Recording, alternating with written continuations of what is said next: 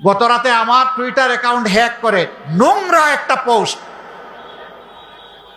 কোন একটা বিপদগামী দিয়ে বসেছে, আর এইটা নিয়ে কিছু মানুষ হই হই রই রই শুরু করে দিছে।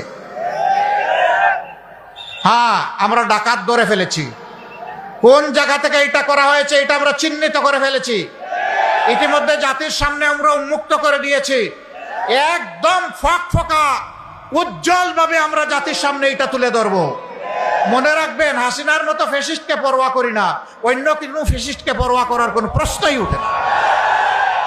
এই বাংলাদেশ তারাই গড়তে পারবে যারা চাঁদাবাজি করে না, মানুষকে কষ্ট দেয় না, মা বোনের কাপড় খুলে নেওয়ার হুঙ্কার দেয় না, যারা মা বোনের গায়ে হাত তুলে না, যারা মা বোনদেরকে নিজের মা হিসাবে সম্মান করতে জানে, তারাই পারবে আগামীর বাংলাদেশ গড়ে দিতে ইনশাআল্লাহ।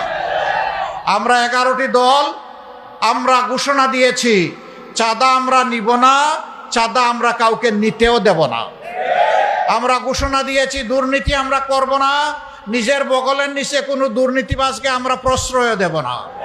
আমরা ঘোষণা দিয়েছি ন্যায় বিচার সর্বত্র কায়েম হবে, এই ন্যায় বিচারে হস্তক্ষেপ করার দুঃসাহস কেউ দেখাতে পারবে না। আমরা ঘোষণা দিয়েছি 24-এর যে উত্থান হয়েছিল, যে উত্থানে সমস্ত আবর্জনা বেসে গিয়েছে, সেই 24-এর যে দাবি, সেই দাবি পূরণের জন্য আগামী নতুন বাংলাদেশ চাই। সেই নতুন বাংলাদেশের জন্য আমরা গণভোটে হা দিতে চাই। গণভোটে হা দেওয়ার মানে হলো ফ্যাসিবাদ আর ফিরে আসবে না। গণভোটে হা দেওয়ার মানে হলো পরিবারতন্ত্র ভেঙে চুরমার হয়ে যাবে। গণভোটে হা মানে হচ্ছে রাজনীতির আর কোনো জমিদারি চলবে না, রাজনীতি হবে জনগণের রাজনীতি।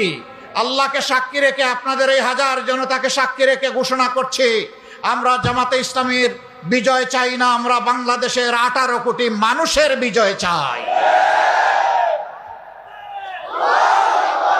18 কোটি মানুষের বিজয় যেদিন হবে, আমাদের রাজনীতি সেদিন সার্থক হবে ইনশাআল্লাহ। একদল লোক এখনই কি করছে আপনারা দেখতে পাচ্ছেন। এদের হাতে দেশের দায়িত্ব দিলে এই দেশের কোনো অস্তিত্ব এরা রাখবে না। এরা খাবলে, খামছে, কামড়ে আবার 56,000 বর্গ মাইলার 18 কোটি মানুষকে শেষ করে দিবে এরা। এদের হাতে দেশের দায়িত্ব দেওয়া যায় না, এটা নিরাপদ নয়। একদল লোক তারা ফ্যামিলি কার্ড দিবেন বলেছেন, আবার এক হাতে ফ্যামিলি কার্ড, আরেক হাতে আমার মায়ের গায়ে হাত। এই দুইটা আমরা দেখতে চাই না। মনে রাখবেন, 24-এর আন্দোলনে কার কি অবদান জানি না, কিন্তু এদেশের মায়েদের অবদান ছিল। জুলাই 15 তারিখ ঢাকা বিশ্ববিদ্যালয়ে আমাদের কলিজার টুকরা ছাত্রীদের গায়ে যখন মুগর বাহিনী হাত দিয়েছিল, সেদিনই বাংলাদেশ জ্বলে উঠেছিল। রোকেয়া হল, শামসুন্নাহার হল থেকে প্রতিরোধ গড়ে তোলা হয়েছিল।